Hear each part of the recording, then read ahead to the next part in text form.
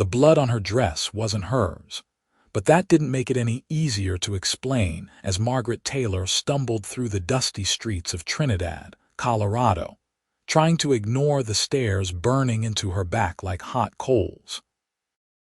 It was the summer of 1882, and the afternoon sun beat down mercilessly on the small mining town nestled at the base of Fisher's Peak, turning the air thick and heavy with heat that made breathing feel like swallowing sand.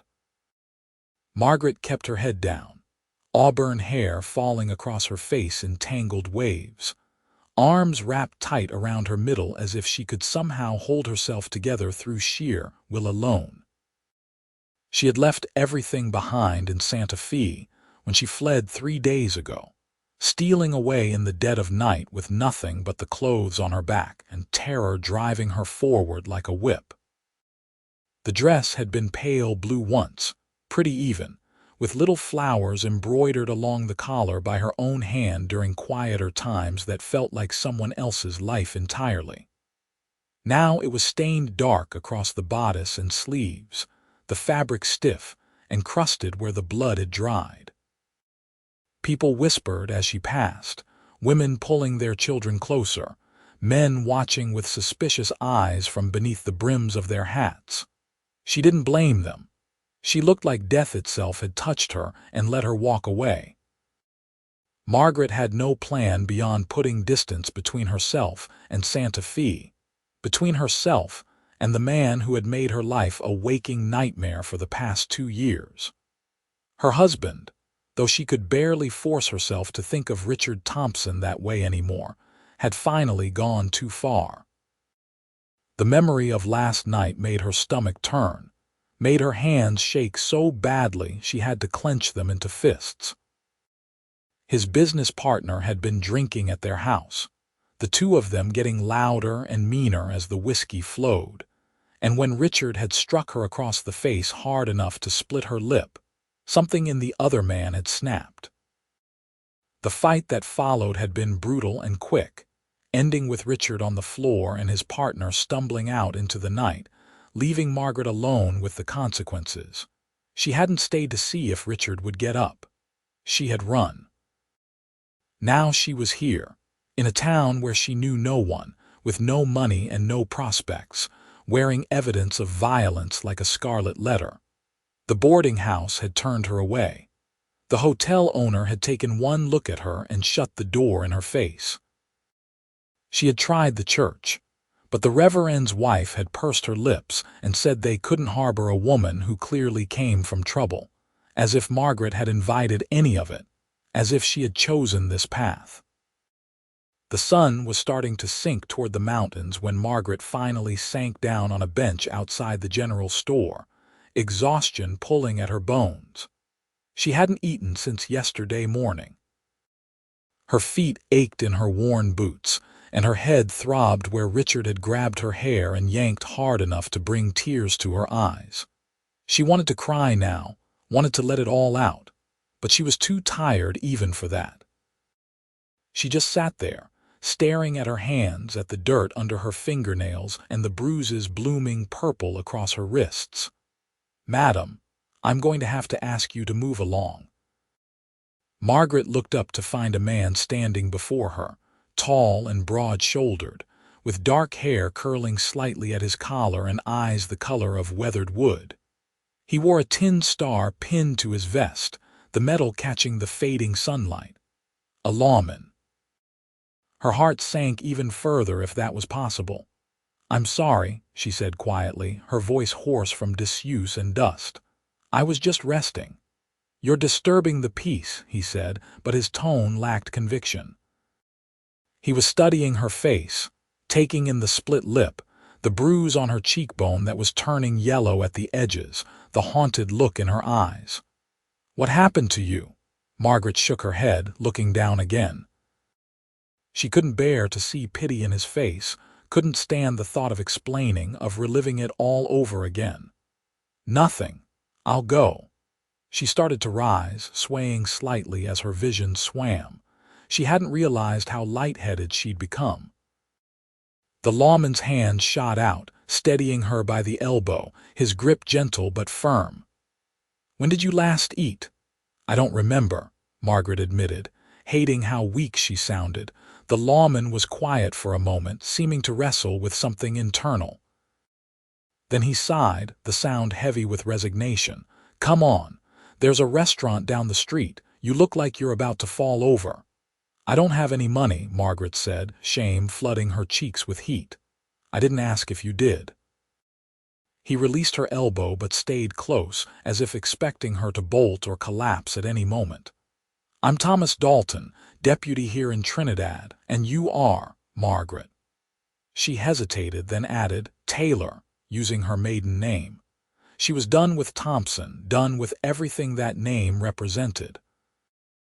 They walked in silence to a small establishment with red-checked curtains in the windows and the smell of beef stew wafting from inside.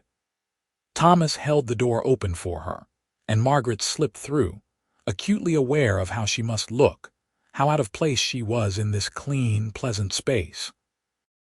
The few diners already seated turned to stare, conversations dying mid-sentence. Thomas guided her to a corner table, away from the windows and prying eyes, and settled into the chair across from her. When the waitress came over, a plump woman with kind eyes and graying hair, Thomas ordered 2 bowls of stew, cornbread, and coffee without asking Margaret what she wanted. She was grateful. Making decisions felt beyond her right now. "So," Thomas said, leaning back in his chair and studying her with those steady brown eyes, "you want to tell me why you're wandering around my town looking like you've been through hell?" Margaret wrapped her arms around herself, an unconscious gesture of protection. "I'm just passing through." "I'll be gone tomorrow." Going where? She had no answer for that. The truth was she had nowhere to go. Her parents were dead, killed in a cholera outbreak 6 years ago. She had no siblings, no other family to speak of.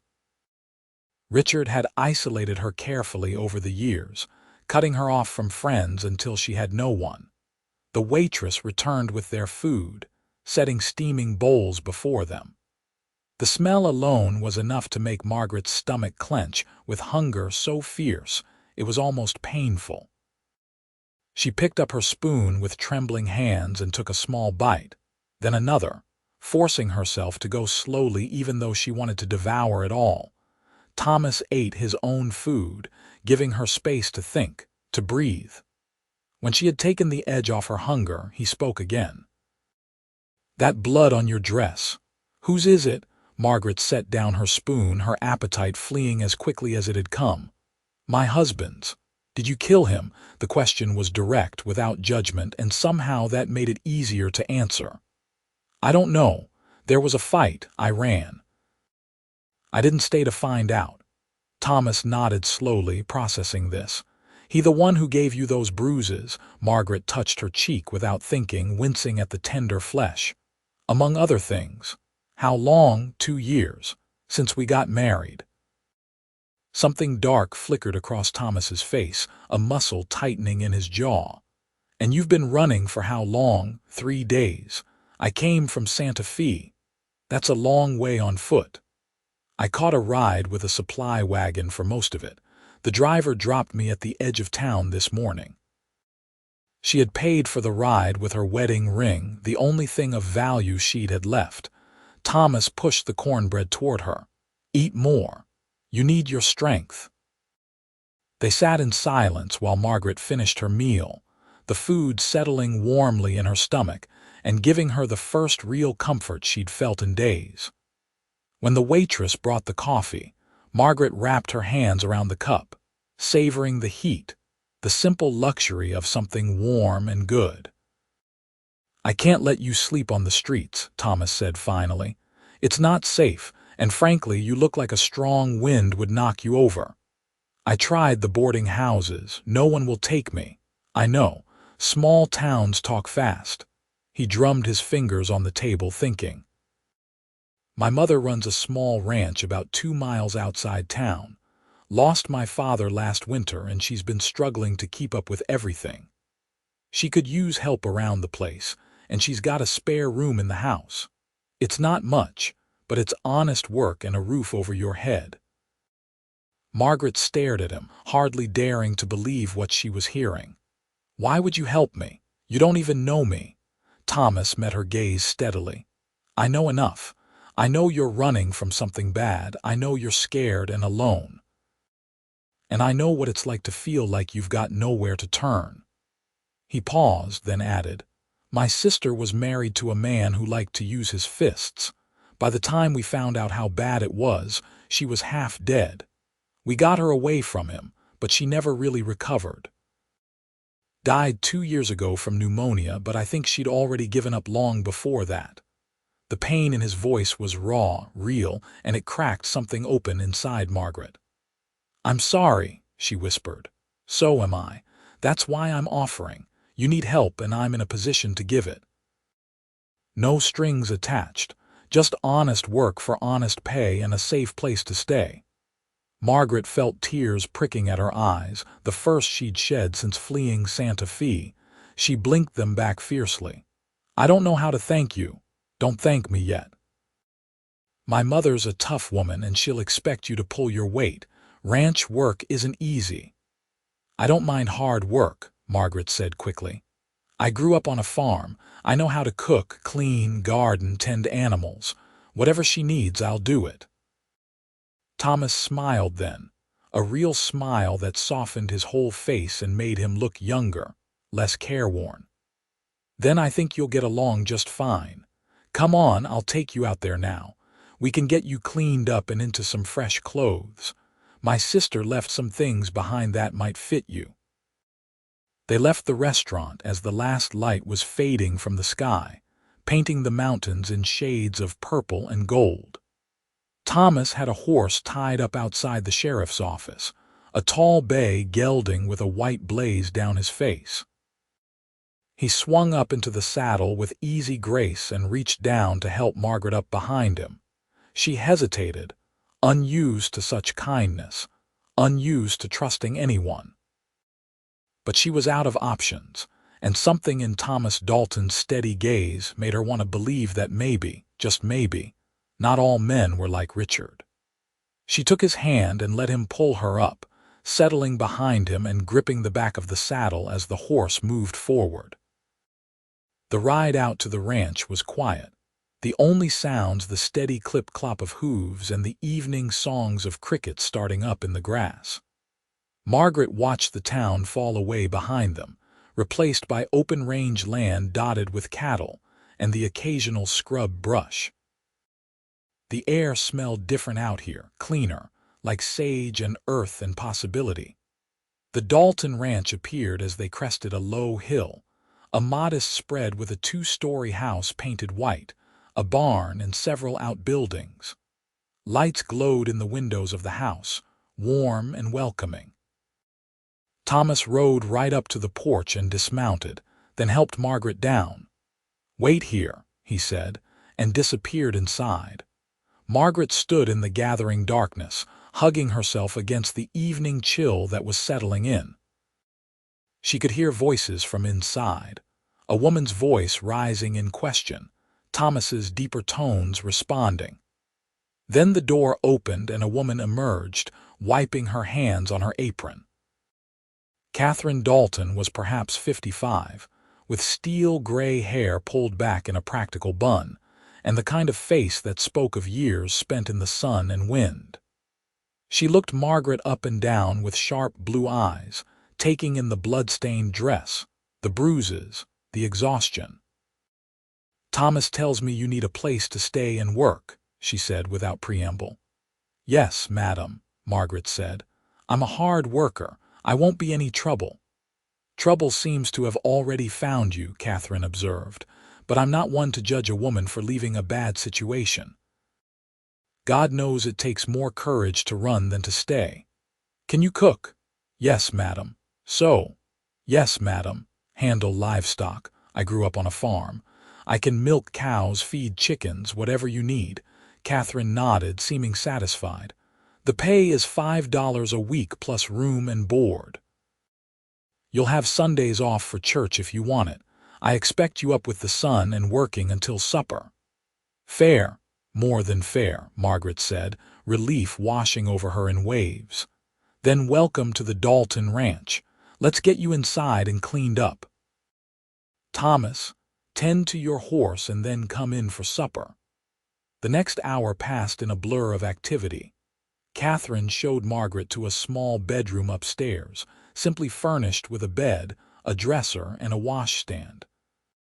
She brought up a pitcher of warm water, clean towels, and an armful of clothes that had belonged to Thomas's sister.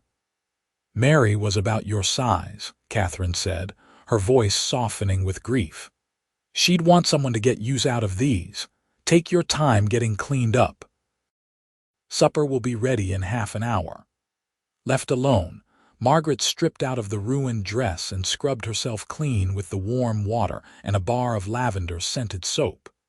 She washed her face gently, careful of her bruises, and worked the tangles out of her hair as best she could. The clothes Catherine had brought were simple but well made. A brown wool skirt, a cream-colored blouse, a serviceable cotton dress for everyday wear. Margaret dressed in the blouse and skirt, marveling at how good it felt to be clean, to be wearing clothes that didn't carry the stench of fear and violence. She stared at herself in the small mirror above the dresser. The bruises were still there, stark against her pale skin, but her eyes looked different somehow. Less haunted. As if maybe she could see a future beyond the next hour the next day. Downstairs, the kitchen was warm and bright, filled with the smell of fried chicken and fresh biscuits. Thomas sat at the table, his hat hung on a peg by the door, his sleeves rolled up to reveal tanned forearms. He looked up when Margaret entered and nodded approvingly. "Much better. You look almost human again." "Thomas," his mother chided, but there was affection in her tone. "Mind your manners." They sat down to eat, and Margaret found herself relaxing into the simple rhythm of the meal, the easy conversation between mother and son. Catherine asked her questions, nothing too probing, just surface things about where she was from and what kind of work she'd done before. Margaret answered carefully, editing out the worst parts, focusing on her childhood on the farm, her skills with a needle and thread. Thomas mostly listened, but Margaret felt his eyes on her more than once, assessing, wondering. She supposed he was trying to figure out if he'd made a mistake bringing her here. She vowed to prove herself, to work harder than anyone expected, to show them that their kindness hadn't been misplaced. That night, lying in the narrow bed in the small room that was now hers, Margaret stared up at the ceiling and allowed herself to hope. It was a fragile thing, easily shattered, but it was there. She had survived. She had found a safe harbor, at least for now. Whatever came next, she would face it with her head held high. The days that followed fell into a pattern that was both exhausting and oddly comforting. Margaret woke before dawn and helped Catherine with breakfast, learning the older woman's preferences, the way she liked her coffee strong and her eggs cooked through. After Thomas and any ranch hands who might be working that day had eaten and gone out to their tasks, Margaret and Catherine would tackle the housework together. Laundry, cleaning, mending, baking bread. In the afternoons, Margaret helped in the garden, pulling weeds and harvesting vegetables, or worked on the endless pile of mending that accumulated on a working ranch. Catherine was true to her word about expecting hard work, but she was also fair and even kind in her own gruff way. She taught Margaret how to churn butter, how to render lard, how to preserve peaches and tomatoes for the winter months ahead. She never asked about the bruises or what Margaret was running from, respecting her privacy in a way that made Margaret's throat tight with gratitude. Thomas came and went, working in town during the day and returning in the evenings. Sometimes he stayed for supper, sometimes he ate in town and arrived late. Margaret found herself listening for the sound of his horse, relaxing in a way she didn't quite understand when she heard him return safely. He treated her with the same respectful courtesy he showed his mother, never prying, never demanding, just offering quiet support in the form of a kind word or a smile. It was 2 weeks after her arrival when things shifted between them. Margaret had been working in the vegetable garden, her hands dirty with soil, her face flushed from the heat. She was kneeling between rows of tomatoes, carefully tying up the plants that were threatening to topple under the weight of their fruit, when she heard a horse approaching. Looking up, she saw Thomas riding in, earlier than usual. He dismounted and led his horse into the barn, then walked over to where she was working. "Afternoon," he said, tipping his hat.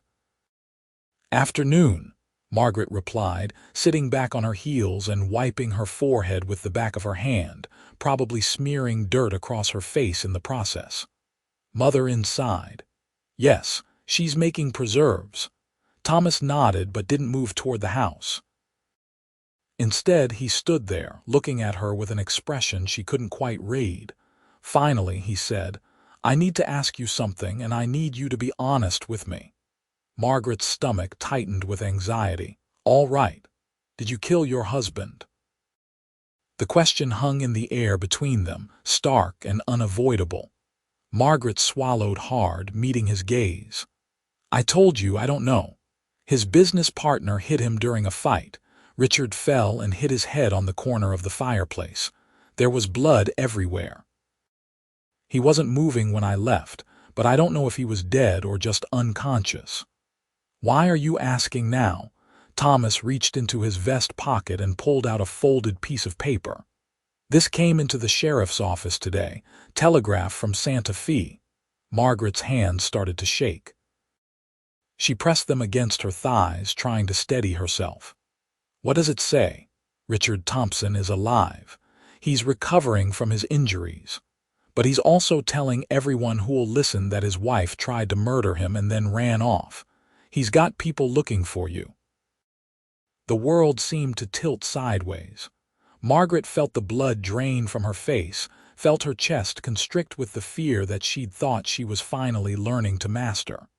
"He's alive," she whispered. "Margaret, listen to me." Thomas crouched down beside her, bringing himself to her level. "I need to know the whole truth, all of it. Because if he's looking for you and he finds you here, I need to know what we're dealing with." Margaret shook her head, shame washing over her in hot waves. She couldn't look at him, couldn't bear to see the disappointment or disgust or whatever would be in his eyes when she told him how weak she'd been, how she'd let Richard control and hurt her for so long. "Margaret." Thomas's voice was gentle but firm. He reached out and with one finger under her chin lifted her face so she had no choice but to meet his eyes. The touch was butterfly-light, respectful, nothing like Richard's bruising grips. "You're beautiful, you know that. Beautiful and strong and brave. And whatever you're about to tell me isn't going to change that." Margaret felt tears spill over, tracking through the dirt on her cheeks. Beautiful. When was the last time anyone had called her that? When was the last time she'd felt anything but ugly and worthless? "I'm not," she choked out. "I'm not any of those things. I'm a coward who stayed too long, who let him hurt me over and over because I had nowhere else to go and I was too scared to leave." "You left," Thomas pointed out. "That takes courage." "Only because I was terrified he'd kill me next time. That's not courage. That's just survival." Thomas's hand moved from her chin to cup her cheek, his palm warm and calloused and infinitely gentle. "Sometimes survival is the bravest thing we can do. Now tell me everything, from the beginning." So Margaret did. Sitting there in the garden with the afternoon sun beating down on them, she told him everything. How she'd met Richard Thompson in Santa Fe 3 years ago, how he'd been charming and attentive during their courtship, how quickly things had changed after the wedding. The first time he'd hit her, she'd been so shocked she couldn't believe it was real. He'd apologized, brought her flowers, sworn it would never happen again. But it had, of course. Again and again, each incident worse than the last. He controlled every aspect of her life. What she wore, where she went, who she spoke to. He accused her of infidelity if she so much as smiled at another man. He told her she was stupid, worthless, lucky that he'd married her at all. The night she'd fled, Richard and his business partner, a man named James, had been drinking heavily. Richard had been in one of his moods, picking at her, criticizing everything she did. When she'd brought them their dinner and apparently hadn't set the plates down correctly, he'd backhanded her across the face so hard she'd fallen. James had gotten angry, told Richard that was no way to treat a wife. Richard had laughed and said he'd treat his property however he damn well pleased. James had taken a swing at him, and the fight that followed had been vicious. When Richard had hit his head and gone down, Margaret had seen her chance. She'd grabbed her shawl and run, not even stopping to take a coat or money or anything else. She'd just run, and his business partner. Thomas asked when she finished, "James, what happened to him?" "I don't know. He left before I did. I assume he's in Santa Fe still." Thomas was quiet for a long moment, processing everything she'd told him. His hand had dropped from her face, but he stayed crouched beside her, close enough that she could feel the warmth radiating from him. "Richard Thompson has no legal claim on you in this territory," he said finally. "Colorado law allows for divorce on grounds of cruelty. We can get you a lawyer, file the papers. It'll take time, but we can do it." Margaret stared at him. "I have no money for a lawyer. I know a man in Denver who owes me a favor. He'll help." "Why?" The question burst out of her, raw and desperate. "Why are you doing all this for me?" "You barely know me." Thomas met her gaze steadily. "Because it's the right thing to do. Because I couldn't help my sister, but I can help you. And because somewhere along the past 2 weeks, I've come to realize that I care about what happens to you. A lot more than I probably should." Margaret's breath caught in her throat. She searched his face, looking for any hint of deception or ulterior motive, but found only honesty and something else, something that made her heart beat faster. "Thomas, I'm not free. I'm still married, even if I don't want to be, and I'm damaged, broken. I don't know if I'll ever be able to trust anyone fully again." "I'm not asking you to trust me today," Thomas said quietly. "I'm just asking you to let me stand beside you while we figure this out, one day at a time." Margaret wanted to say yes, wanted to lean into the promise of safety and maybe, eventually, something more. But fear held her back, the fear that Richard would find her, that he'd hurt Thomas and Catherine the way he'd hurt her, that she'd bring nothing but trouble to these good people who'd shown her kindness. "What if he comes here?" she whispered. "What if he finds me? Then I'll deal with it. I'm a deputy, Margaret. It's literally my job to protect people. And I promise you, I will not let him hurt you again." The conviction in his voice, the absolute certainty, made something loosen in Margaret's chest. She nodded slowly, still not quite believing this was real, that someone was on her side. Thomas stood and offered her his hand. She took it, letting him pull her to her feet. They stood there for a moment, hands still clasped, the garden stretching around them in neat green rows, the mountains rising in the distance like sentinels. "We'll get through this," Thomas said. "Together." Margaret squeezed his hand, a silent thank you, and then let go, turning back to her tomato plants. But she felt different now, lighter somehow, as if sharing the burden had lifted some of the weight from her shoulders. True to his word, Thomas contacted his lawyer friend in Denver. Within a week, papers had been drawn up and filed, officially petitioning for divorce on grounds of extreme cruelty. The process would take months, possibly longer, but it was started. That was something. Life on the ranch continued. Summer gave way to early fall. the days growing slightly shorter, the mornings carrying a hint of the cold to come. Margaret fell into the rhythms of ranch life, discovering muscles she'd forgotten she had and a sense of accomplishment in a hard day's work. Catherine had stopped treating her like temporary help and started treating her like family, teaching her the family recipes, sharing stories about Thomas and Mary as children, asking her opinion on decisions around the ranch. Thomas visited more often, finding excuses to stop by during the day to check on things, to fix a loose board on the porch or help move hay bales in the barn. Margaret found herself watching for him, her heart lifting when she saw him ride up. They talked easily now about everything and nothing. The weather, the cattle, the gossip from town, his work as deputy. He told her about growing up on the ranch, about his father who'd been a stern but fair man, about his dreams of eventually becoming sheriff and building something lasting in Trinidad. Margaret shared too, cautiously at first, then with growing confidence. She told him about her childhood on the farm in Kansas, about her parents who'd loved each other deeply and shown her what a good marriage could look like. She told him about her love of reading, how Richard had forbidden her to have books in the house, calling them a waste of time. The next day, Thomas showed up with a stack of books borrowed from the town library, everything from poetry to adventure stories, and the gift had made her cry with gratitude. It was a Sunday afternoon in late September when things changed between them again.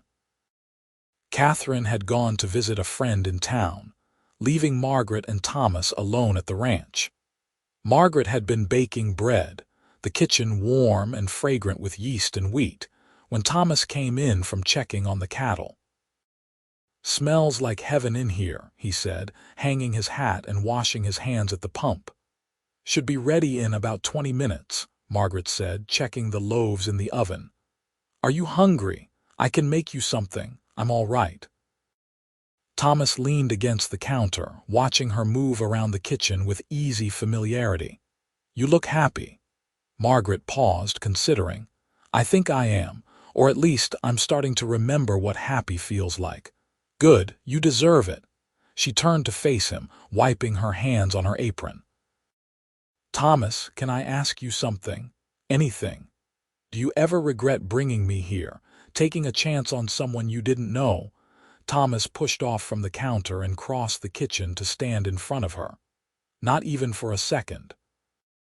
You're the best thing to happen to this ranch in a long time.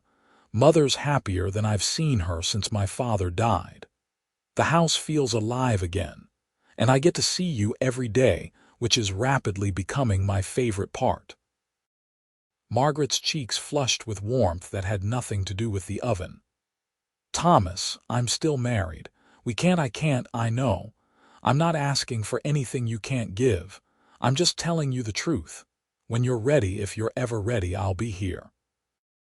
And if you're never ready, I'll still be here, as a friend, as whatever you need." Margaret felt her throat tighten with emotion. How was this man real? How could someone be so patient, so kind, so completely different from what she'd known? "I don't know if I'll ever be normal," she admitted quietly. "Sometimes loud noises make me flinch. Sometimes I wake up in the middle of the night in a panic, thinking he's found me. I'm scared of shadows and sudden movements and men's voices raised in anger." Thomas nodded. "I know, I've noticed. And it doesn't change anything. It should. You should want someone whole, someone who can give you everything without all this baggage." "I want you," Thomas said simply. "Baggage and all, whenever you're ready." The timer for the bread chimed, breaking the moment. Margaret turned to pull the loaves from the oven, her hands shaking slightly as she set them on the cooling rack. When she turned back, Thomas was still there, still watching her with those steady brown eyes. "Say something," he said after a moment. "Even if it's to tell me I'm a fool." Margaret took a deep breath, gathering her courage. "I care about you too. More than I thought I could care about anyone ever again, but I'm terrified. What if I can't be what you need? What if I'm too broken to love someone properly?" Thomas stepped closer slowly, giving her time to retreat if she wanted. She didn't. He reached up and gently tucked a strand of hair behind her ear, the gesture so tender it made her chest ache. "You're not broken," he said firmly. "You're healing. There's a difference. And I'm willing to wait as long as it takes for you to see that." Margaret felt tears prick her eyes. "You're too good for me." "That's my line," Thomas said with a small smile. Then more seriously, "Can I hug you? Or is that too much?" In answer, Margaret stepped forward and leaned into him, letting his arms come around her in a careful embrace. He held her gently, as if she were something precious and fragile, one hand stroking her back in soothing circles. Margaret buried her face in his shirt and let herself feel safe. Let herself believe that maybe, just maybe, this could work. They stood like that for a long time, wrapped up in each other in the warm kitchen, the bread cooling on the counter, the afternoon sun slanting through the windows in golden bars. It wasn't a declaration of undying love or a passionate kiss like in the romance novels Margaret had read as a girl. It was simpler and somehow more powerful, two people finding comfort and hope in each other's presence, choosing to face an uncertain future together. When they finally pulled apart, Margaret wiped her eyes and laughed shakily. "I'm getting your shirt all wet. I don't mind." Thomas smiled down at her, his hand still resting lightly on her shoulders. "You all right? Better than all right." Margaret took a deep breath and let it out slowly. "Thank you for everything, for seeing me when everyone else looked away, for giving me a chance, for being patient." "You don't have to thank me for basic human decency." "I do, actually, because it's rarer than it should be." They heard Catherine's wagon returning before they saw it, the creak of wheels and the sound of the horses. They stepped apart, not guiltily but naturally, and by the time Catherine came through the door, Margaret was slicing the fresh bread and Thomas was pouring coffee. If Catherine noticed anything different between them, she didn't comment. She just launched into a story about her visit with her friend, and the afternoon passed pleasantly with talk and laughter and warm bread dripping with butter. The weeks that followed were some of the happiest Margaret could remember in years. The fear of Richard finding her was still there, a constant low hum of anxiety in the back of her mind, but it was tempered now by the growing warmth between her and Thomas, by the security of her place at the ranch, by the simple joy of work and rest and good company. Thomas courted her in small ways, always respectful of her boundaries. He brought her wildflowers from the range. He fixed the door to her room that had been sticking.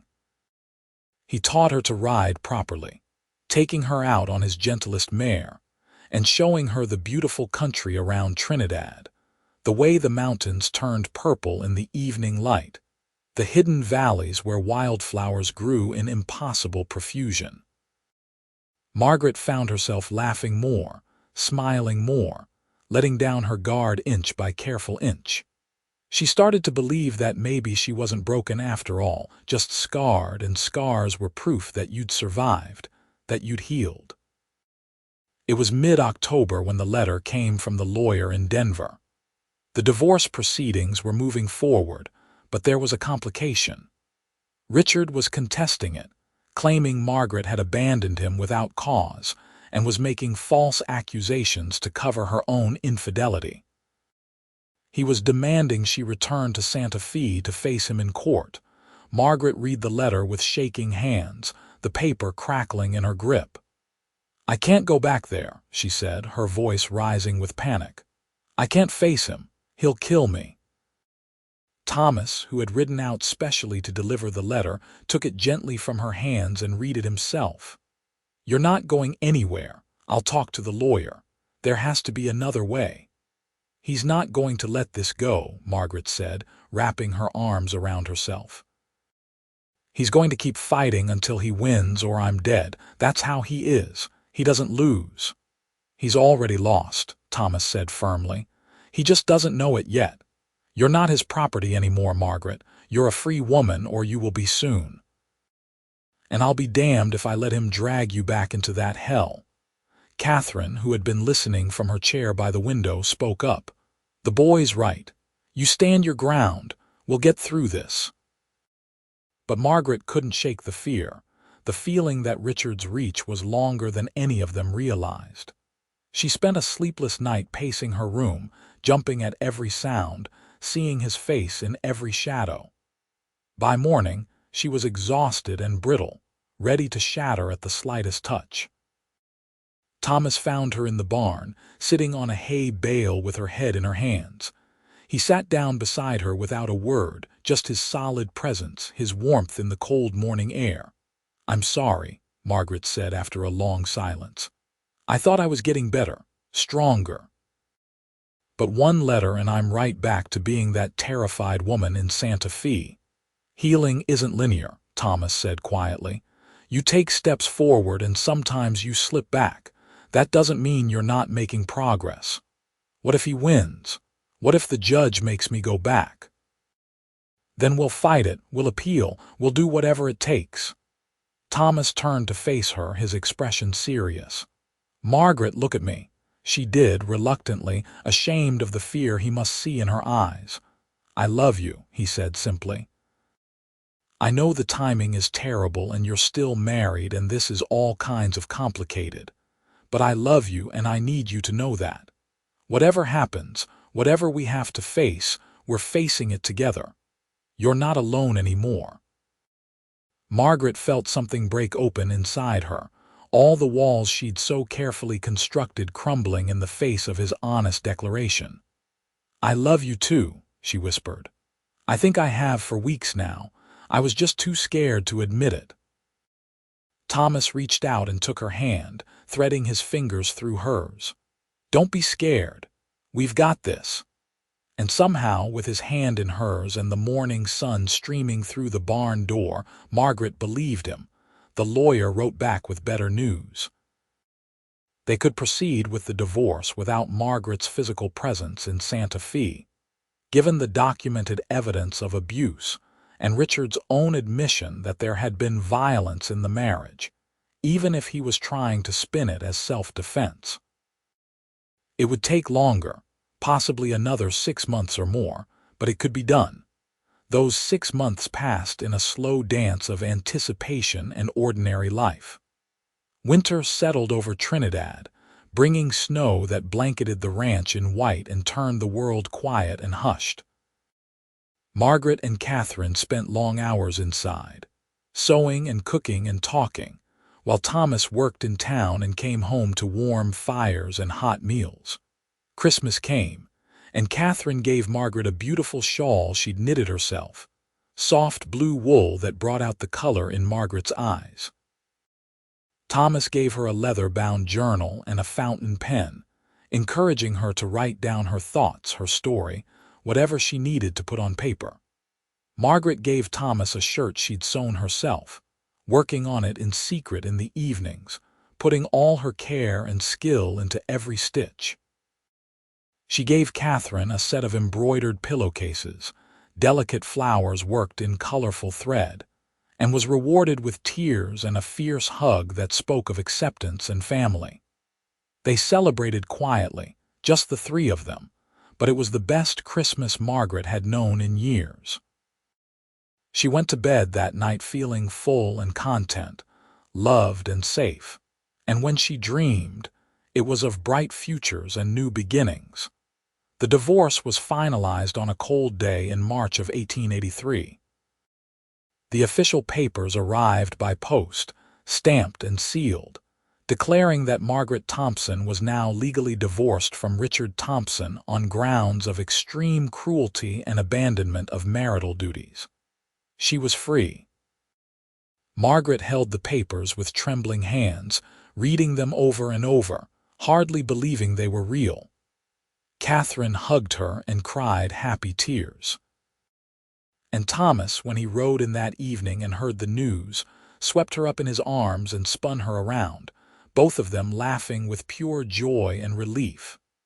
"Marry me," he said when he set her down, still holding her close. "I know we should probably wait, have a proper courtship, do things right. But I don't want to waste another day. Marry me, Margaret Taylor." Margaret looked up at him, at this man who had saved her in every way a person could be saved, and felt her heart swell with love so fierce it took her breath away. "Yes," she said. "Yes, absolutely yes." They were married 3 weeks later in the little church in Trinidad, with Catherine as witness and half the town in attendance. Margaret wore a simple white dress that Catherine had helped her sew, with lace at the collar and cuffs.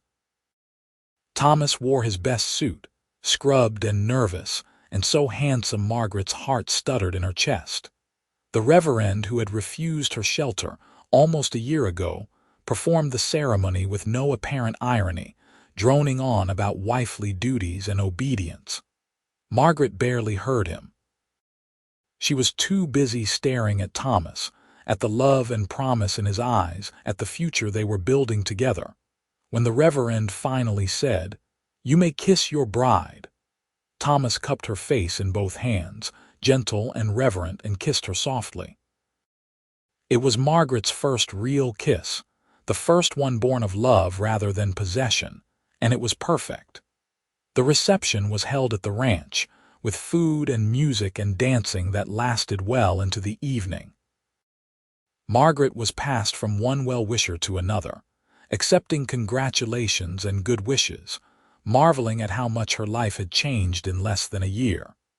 From desperate and alone to surrounded by community, from broken and afraid to whole and hopeful. When the last guests had finally left and Catherine had tactfully retired to her room, Thomas and Margaret stood together on the porch, looking out at the star-filled sky. "Happy?" Thomas asked, his arm around her waist. "Beyond words," Margaret replied, leaning into him. "Thank you for finding me that day, for seeing past the blood and the fear to the person underneath. Thank you for being brave enough to start over, for giving me a chance." Thomas pressed a kiss to her temple. "I promise you, Margaret, I will spend every day of the rest of my life making sure you know how loved you are." Margaret turned in his arms and kissed him properly, putting all her love and gratitude and hope into it. When they finally pulled apart, both breathless, Thomas laughed and scooped her up in his arms. "What are you doing?" Margaret asked, clinging to his neck.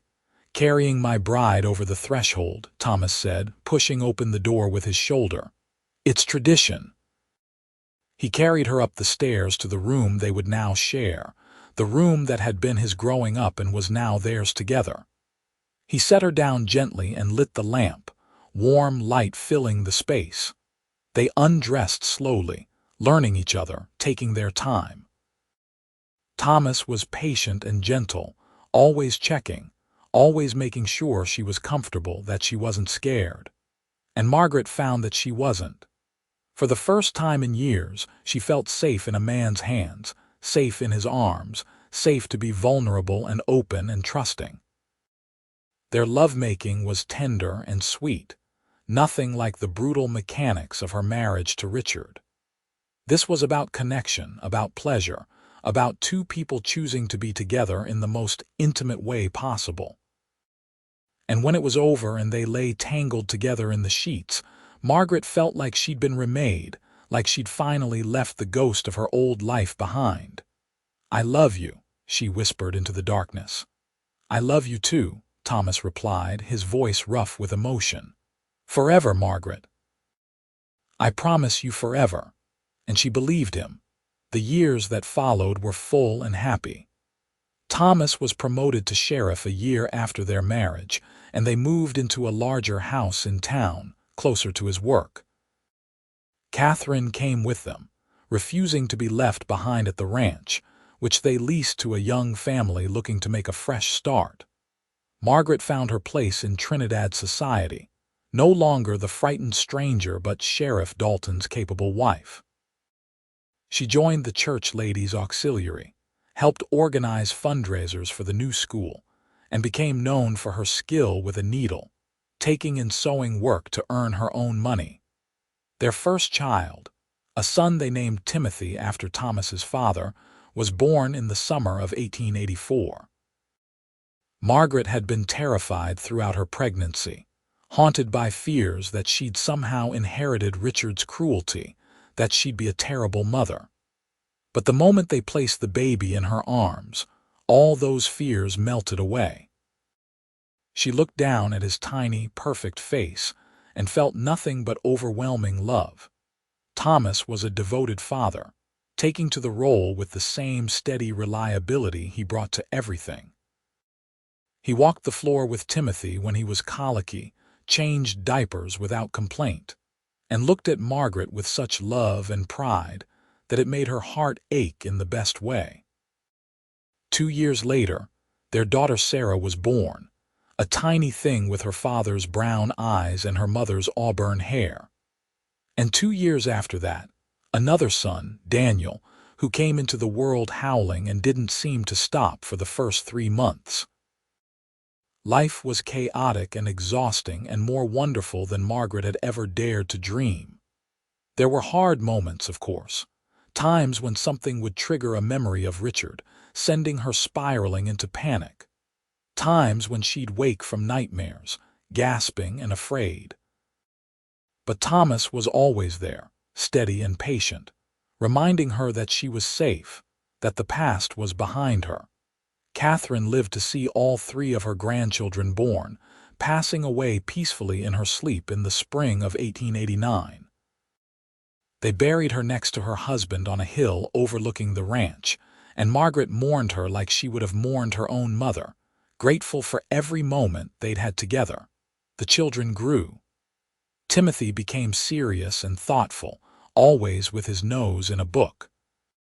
Sarah was wild and fearless, climbing trees and catching frogs with the boys.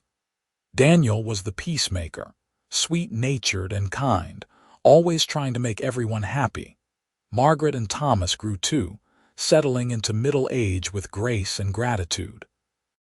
Thomas's hair started going gray at the temples, which Margaret thought made him look distinguished. Margaret's face gained lines around her eyes and mouth, smile lines, Thomas called them, proof of a life well lived. They celebrated anniversaries and birthdays, survived illnesses and injuries, weathered droughts and harsh winters.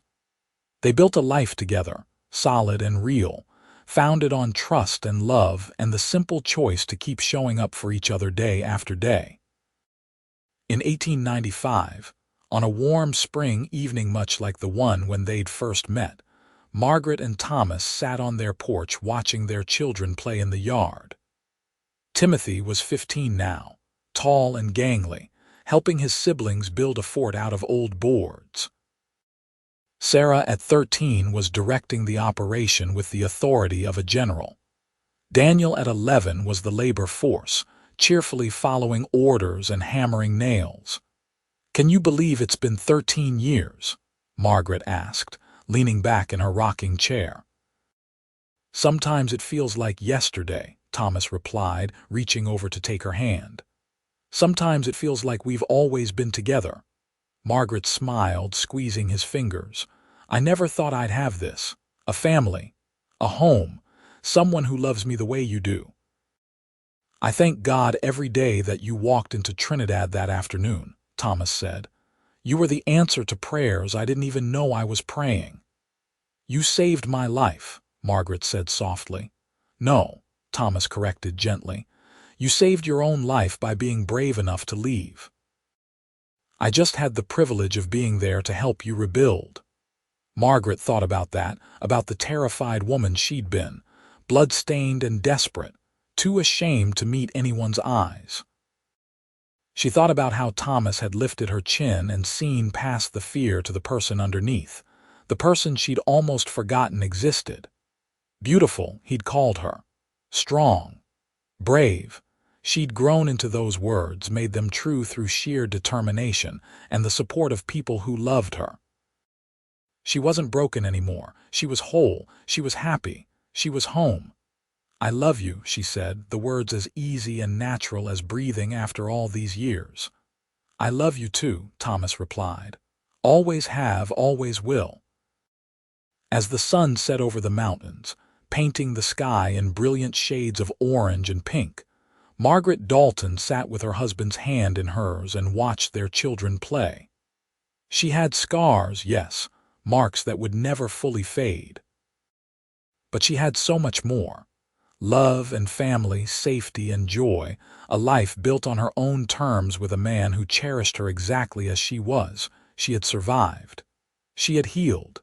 She had found her way home, and it was beautiful.